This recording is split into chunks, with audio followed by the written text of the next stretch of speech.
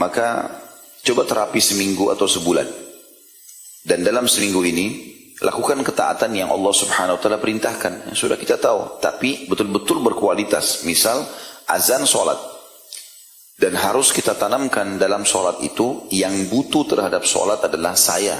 Bukan Allah. Allah nggak butuh dengan sholat kita.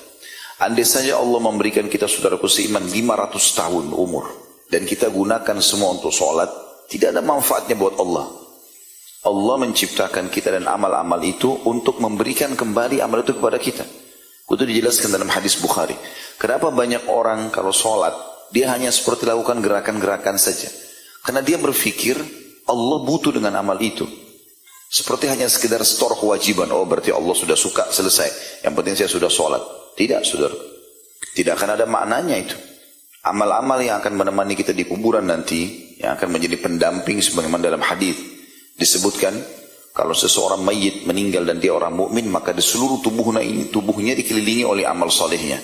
Di kakinya ada sholat, di kepalanya ada puasa, di bagian arah bagian depannya ada zakat dan seterusnya. Dan setiap ada malaikat azab datang, semuanya ibadah ini mengatakan tidak ada tempat untuk kalian di sini.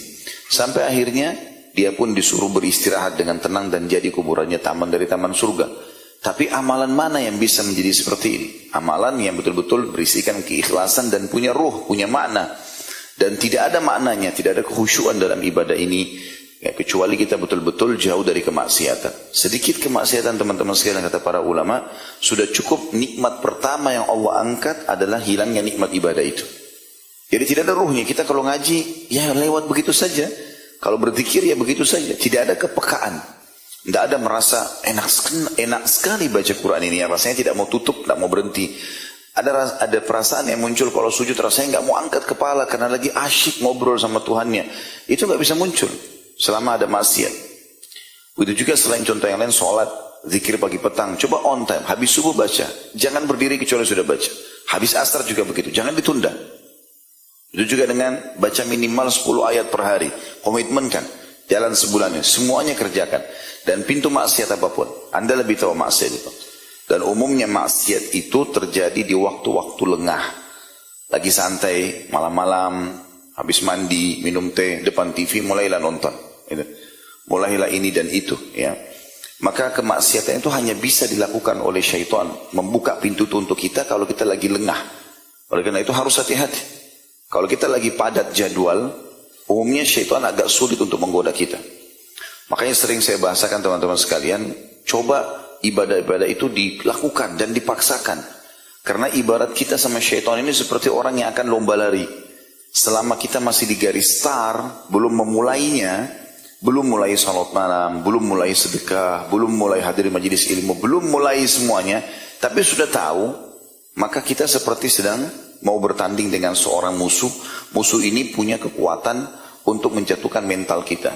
Ya, dia akan mengatakan, kau nggak bisa, kau nggak mampu, kau akan kalah, kau akan begini. Dan kita kalah dengan itu. Belum memulainya sudah kalah, gitu kan? Bagaimana caranya supaya musuh ini tidak bisa mengganggu kita atau bahkan bisa kita kalahkan? Larilah, mulai start, gitu kan? Nah, memulai start ini dengan mulai melakukan ibadah-ibadah ini, membaca keutamaan-keutamanya, dan itu harus dengan ketulusan hati. Ada orang, nggak ada orang, tetap saya kerjakan.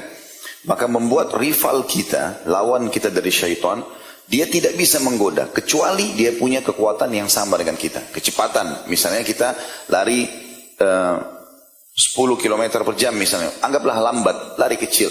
Maka syaitan juga kalau mau menggoda kita, dia nggak mungkin tinggal di garis start, dia harus lari seperti kita. Itu pun kalau dalam kondisi orang sedang lari, rival itu nggak bisa. Kadang-kadang apa yang dia lemparkan dari kata-kata untuk menjatuhkan mental kita, itu bisa sampai bisa enggak. Karena kita sedang lari. Apalagi kalau kita kecepatan tinggi, dia harus seperti kecepatan kita atau lebih cepat lagi untuk mengalahkan. Nanti di saat kita sudah tersibukkan dengan ibadah itu dan kita tutup pintu-pintu kemaksiatan, akan ada kenikmatan yang luar biasa.